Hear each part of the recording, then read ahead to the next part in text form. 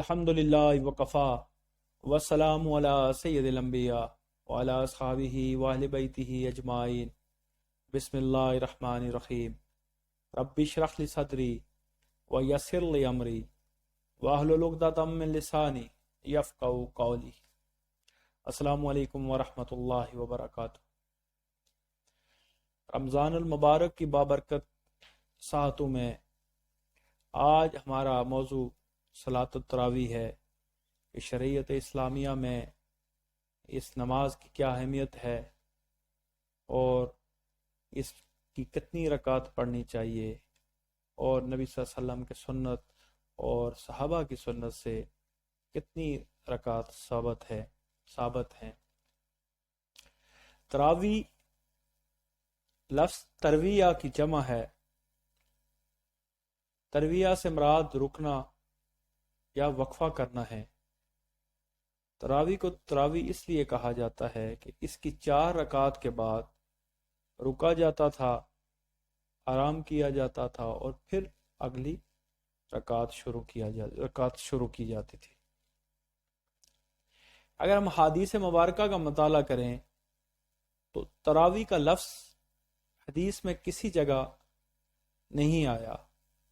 یہ لفظ بعد میں استعمال کیا جاتا رہا، یا یہ اصطلاح بعد میں استعمال کی جاتی رہی۔ حدیث کے اندر رات کی رمضان کی اس نماز کے لیے جو الفاظ استعمال کیے گئے ہیں وہ قیام اللیل کے استعمال کیے گئے ہیں۔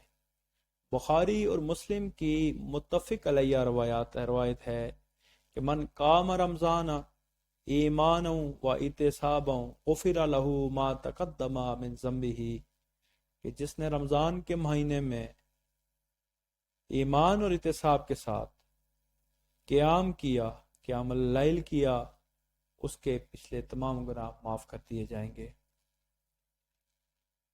اب ہم جب نبی صلی اللہ علیہ وسلم کی زندگی کا مطالعہ کرتے ہیں تو ہم ایک یہ چیز دیکھتے ہیں کہ نبی صلی اللہ علیہ وسلم تہجد کی نماز نبی صلی اللہ علیہ وسلم کے لیے ضروری قرار دی گئی تھی، فرض نماز قرار دی گئی تھی، اور نبی صلی اللہ علیہ وسلم رمضان میں اور غیر رمضان میں تہجد پڑھا کرتے تھے، اور وہ 11 رکعت ہوتی تھی جس میں وتر کو ملا کے آپ صلی اللہ علیہ وسلم ادا کیا کرتے تھے۔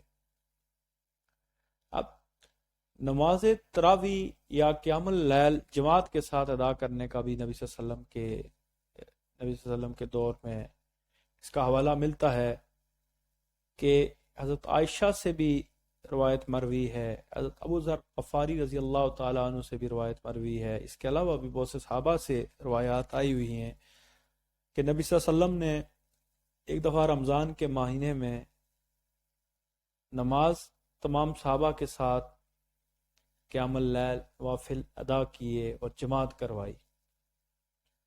آپ صلی اللہ علیہ وسلم مسجد میں تشریف لائے اور جماعت کا اہتمام کیا، خوب چرچا ہوا اس کا۔ دوسرے دن اور لوگ جمع ہوئے، پھر آپ صلی اللہ علیہ وسلم حاضر ہوئے، آپ نے جماعت کروائی۔ پھر تیسرے دن آپ صلی اللہ علیہ وسلم آئے، اور زیادہ لوگ تھے، مسجد بھر گئی، اور آپ نے تراویح کی یا قیام اللیل کی نوافل ادا کروائیں۔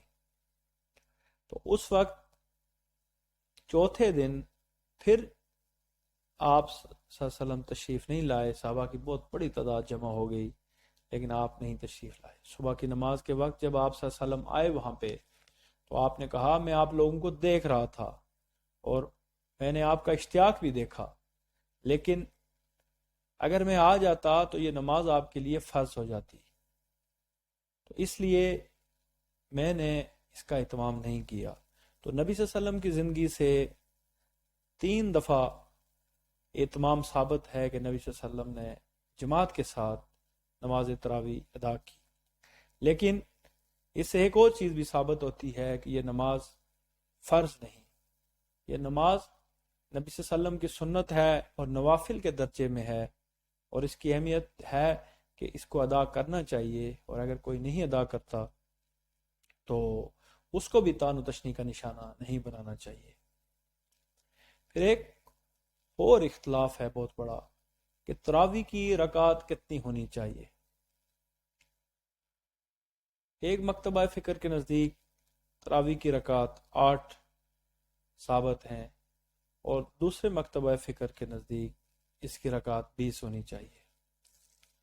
اب پہلی چیز تو یہ ہے کہ یہ فرض نماز نہیں، تو اس میں معتدل نقطہ نظر یہی ہے کہ جس کے نزدیک جتنی رکعت ثابت ہیں وہ سنت سمجھتا ہے، اس کو اتنی ادا کرنی چاہیے، اور کم یا زیادہ والے پہ کفر کے فتوے یا گمراہی کے فتوے نہیں لگانے چاہیے، کیونکہ نوافل میں کفر اور اسلام کا فیصلہ نہیں کیا جاتا۔ نبی صلی اللہ علیہ وسلم کی زندگی سے یہ ثابت ہو چکا ہے کہ آپ نے اس کا اہتمام کیا لیکن مستقل نہیں کیا۔ اگر مستقل اہتمام ہوتا تو پھر امت کے لیے ضروری ہوتی۔ افراط و تفریط سے بچنے کے لیے ہمیں اس عبادت کو اس مقام پہ رکھنا ہوگا جو اس کا اصل مقام ہے۔ حضرت عمر رضی اللہ تعالیٰ عنہ جب مسجد نبوی میں اپنے دور میں تشریف لائے، دیکھا کہ صحابہ کے مختلف گروہ رمضان میں نوافل ادا کر رہے ہیں، تو آپ نے ابی ابن کعب رضی اللہ تعالیٰ عنہ جو حافظ قرآن تھے، قرآن کے بہت بڑے عالم تھے، ان کو حکم دیا کہ آپ جماعت کا اہتمام کروائیں اور قرآن کی تلاوت کریں۔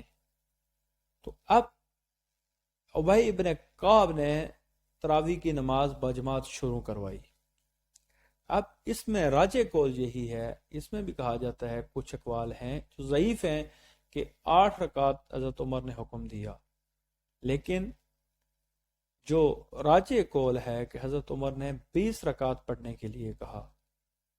اور ایک اور جو ہمیں جب نبی صلی اللہ علیہ وسلم کی زندگی میں جو روایتیں بیان کی گئیں تراوی کی جماعت میں، تو جب 3 دفعہ نبی صلی اللہ علیہ وسلم نے اپنی زندگی میں جماعت کروائی تو ایک صحابی نے کہا، یا رسول اللہ آپ اور پڑھاتے رات کو کہ صبح ہو جاتی۔ تو نبی صلی اللہ علیہ وسلم نے فرمایا کہ جس شخص نے امام کے ساتھ نماز شروع کی اور امام کے ساتھ ختم کی تو اس کو پوری رات عبادت کا اجر ملے گا۔ تو اس سے یہ ثابت ہے کہ ہمیں امام کے ساتھ پوری نماز ادا کرنے کا اہتمام کرنا چاہیے، لیکن پھر یہ یاد رکھیں کہ یہ فرض اور واجب نہیں ہے۔ اب نماز تراویح حضرت عمر نے جاری کی کیونکہ اس کی جماعت کا ثبوت نبی صلی اللہ علیہ وسلم کی زندگی سے ہمیں مل رہا تھا، کیونکہ نبی صلی اللہ علیہ وسلم نے جماعت کا اہتمام کیا۔ اب کوئی 8 پڑھتا ہے، کوئی 20 پڑھتا ہے، کوئی اہتمام کرتا ہے، تو یہ نوافل یا سنت کے درجے میں یہ چیزیں ہیں، تو ہمیں اس پہ اختلاف یا کفر و اسلام کا مدار نہیں رکھنا چاہیے۔ اب جتنی بھی عبادات ہیں وہ شریعت سے ثابت ہونا ضروری ہے، تو 8 یا 20 کی روایات موجود ہیں۔ ہاں، امت مسلمہ کا سواد اعظم چاروں فقہائے کرام وہ 20 رکعت، امام مالک کے نزدیک 36 رکعت تک بھی اجازت ہے، لیکن جتنی زیادہ عبادت کریں گے رمضان کے مہینے میں وہ آپ کے لیے بہتر ہوگا۔ نوافل کا اہتمام کریں گے کیونکہ رمضان کا مہینہ وہ مہینہ ہے کہ جس میں ایک نفل کا ثواب فرض کے برابر ہو جاتا ہے، اور ایک فرض کا ثواب 70 فرائض کے برابر ہو جاتا ہے۔ تو اس کو ہمیں اختلاف کا مسئلہ نہیں بنانا چاہیے، اس کو ہمیں لڑائی کا مسئلہ نہیں بنانا چاہیے، اور اس عبادت کو وہ مقام دینا چاہیے جو شریعت میں اس کا مقام ہے۔ پھر ایک اور چیز ہے کہ قرآن کو ترتیل کے ساتھ ٹھہر ٹھہر کے پڑھنا واجب ہے، ضروری ہے۔ تو تراویح کے اندر قرآن کا اہتمام اس طرح کیا جائے کہ دوسرے کو سمجھ بھی آئے، یہ نہ ہو کہ صرف تعلمون اور یعلمون سمجھ آئے، باقی مولوی صاحب سپیڈ کے ساتھ جاری رہے، تو وہاں سے وہ مقصد فوت ہو جاتا ہے، خواہ وہ 20 رکعت ہیں خواہ 8 رکعت ہیں۔ ان کے اندر ترتیل ضروری ہے، قرآن کو آہستہ آہستہ پڑھنا ضروری ہے، پھر عبادت کا وہ مزاج ہونا چاہیے جو عبادت کے لیے ضروری ہے۔ تو گفتگو کا خلاصہ یا خلاصہ کلام یہ ہے کہ اگر کسی کے نزدیک 8 رکعت ثوابت ہے تو وہ 8 ہی پڑھے، کسی کے نزدیک 20 رکعت ثابت ہے تو وہ 20 ہی ادا کرے۔ ایک دوسرے کو طعن و تشنیع کا نشانہ مت بنایا جائے، کیونکہ لڑنے کے لیے، جھگڑنے کے لیے وہ بڑے مسائل موجود ہیں، اور امت مسلمہ کے پاس ہزاروں معاملات ہیں جن پہ غور و فکر کیا جا سکتا ہے۔ تو ہمیں ان چیزوں کو آپس میں جنگ و جدل کا مسئلہ نہیں بنانا چاہیے۔ امید ہے کہ آج کی گفتگو آپ کو پسند آئی ہوگی۔ وما علینا الا البلاغ۔